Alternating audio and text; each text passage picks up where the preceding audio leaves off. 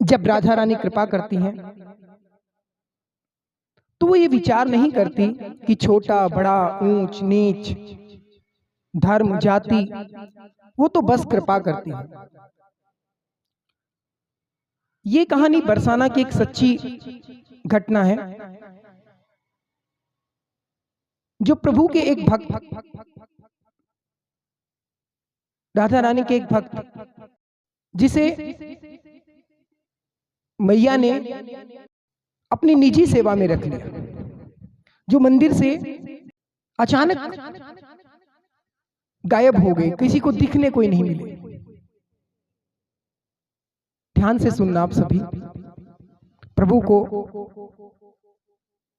समर्पित होके ये कथा आप सुनना। नमस्कार मित्रों, मैं मोहन सागर आप सभी के लिए हर बार की तरह प्रभु से जुड़ी हुई एक सच्ची घटना लेकर आया हूं। बरसाना के अंदर एक सारंगी वादक थे जिनका नाम गुलाब खान था। गुलाब खान बड़े समर्पित भाव से इस बात का विचार नहीं करते थे कि मैं दूसरे धर्म से हूं। वो राधा रानी को बड़ा स्नेह करते थे और इसी के चलते उन्होंने अपनी बेटी का नाम भी राधा ही रखा। रोज मंदिर में वो सारंगी बजाते थे, राधा रानी के सुंदर सुंदर भजन गाते थे, पद गाते थे। और उनकी बेटी, जब वो सारंगी बजाते थे तो अपने बाबा की सारंगी के साथ में उनकी बेटी नृत्य करती थी।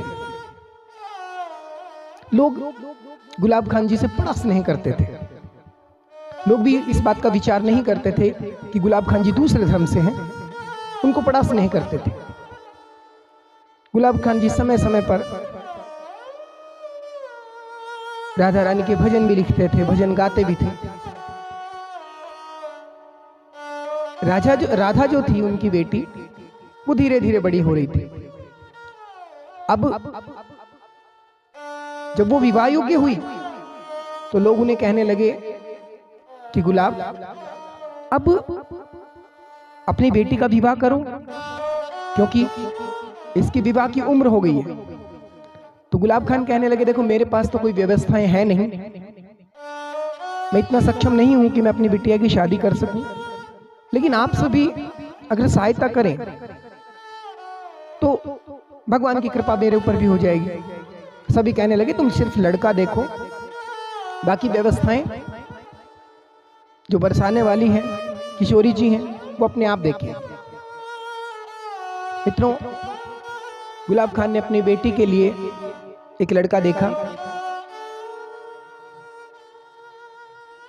और जो मंदिर के अनुयायी लोग थे उन्होंने बड़े धूमधाम से उनके रीति रिवाज के अनुसार राधा का विवाह किया। गुलाब खान बड़े अकेले हो गए। बिटिया को विदा करने के बाद में वो ये सोचते हैं कि मेरा तो एक ही सहारा था, वो भी गई। अब वो रोते हैं, अपनी बिटिया को याद करते हैं, बार बार उसकी स्मृति को याद करते हैं, किस तरह से वो रहती थी, किस तरह से वो नाचती थी। अब उनका सारंगी बजाने का भी मन नहीं करता था कि मेरी सारंगी पे नृत्य करने वाली तो गई। और अब उनकी आदत हो गई, सारा दिन राधा राधा राधा राधा करते रहते थे। अपनी बिटिया को इतना याद करते थे, इतना याद करते थे कि वो किशोरी जी को भी भूल गए। सारा दिन राधा राधा राधा यही रट लगाए रहते थे। 3-4 दिन हो गए, सारंगी भी नहीं बजाई। मंदिर के जो गोस्वामी लोग थे, मंदिर के जो पुजारी लोग थे, वो गुलाब के पास आए और कहने लगे, गुलाब, बहुत दिन हो गए, तुम भजन कीर्तन भी नहीं करते हो, तुम्हारे भजनों के बिना अटारी भी सुनी सुनी लगती है।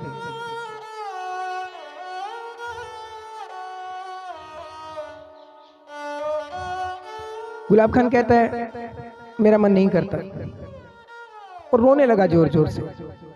मेरी राधा गई, मेरी राधा गई, मैं राधा के बिना कैसे रहूं, मेरी राधा गई। एक दिन अकेले बैठे थे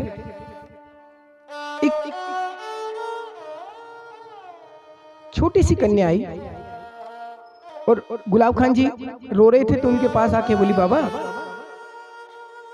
आप सारंगी बजाओ, मुझे आपकी सारंगी के साथ में नृत्य करना है। गुलाब खान जी ने आंखें खोली और कहने लगे, तुम कौन हो बिटिया? तो कहती है, मुझे अपनी राधा ही समझ लो, आपकी बेटी जैसी तो हूं मैं नृत्य करूंगी, आप सारंगी बजाओ। 3 दिन हो गए आपकी सारंगी सुने हुए। इतना जब बोला तो गुलाब खान जी को बड़ा अचंभा भी लगा कि कौन बिटिया है। गुलाब खान जी सारंगी बजाने लगे और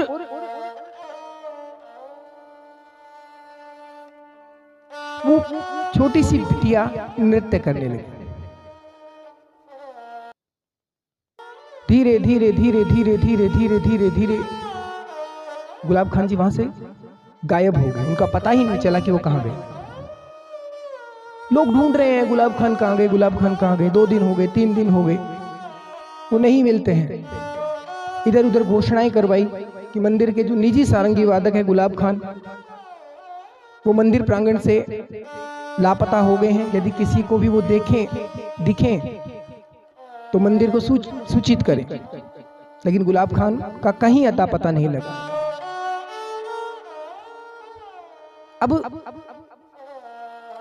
मंदिर के जितने भी पुजारी थे उन्होंने विचार किया कि वो थोड़ा सा बिटिया के वियोग में थे, हो सकता है कि गुलाब खान की मृत्यु हो गई।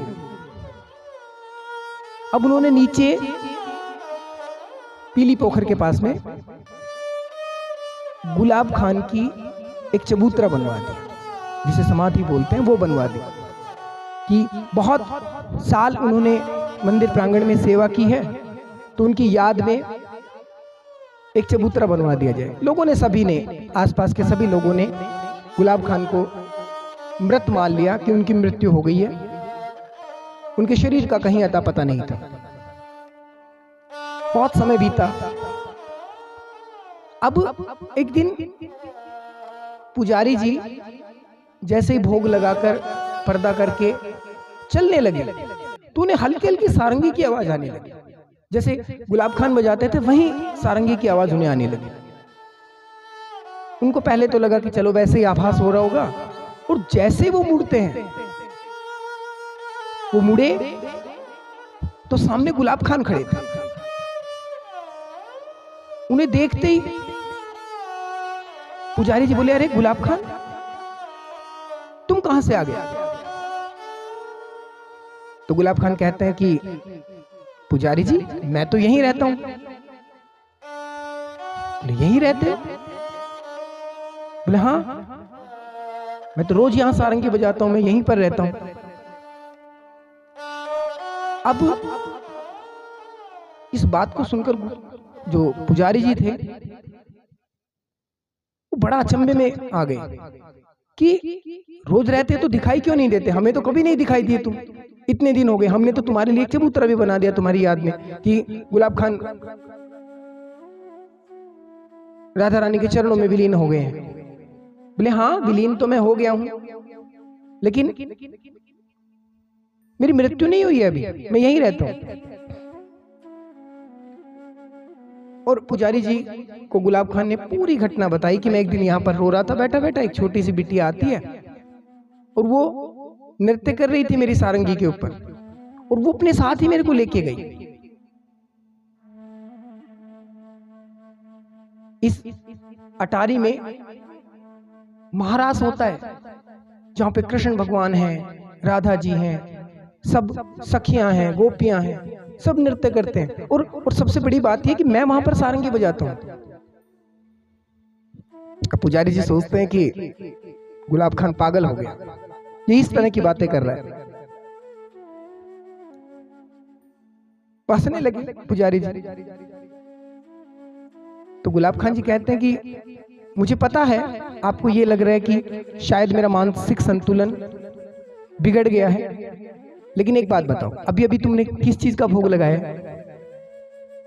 तो वो कहता है कि मैंने पान का भोग लगाया, बीड़े का भोग लगाया। बोले जैसे आपने राधा रानी को भोग लगाया, राधा रानी ने वो पान, वो बीड़ा मुझे दे दिया। और गुलाब खान अपनी जेब से वो पान निकाल कर दिखाते हैं कि देखो तुमने इसी बीड़े का भोग लगाया।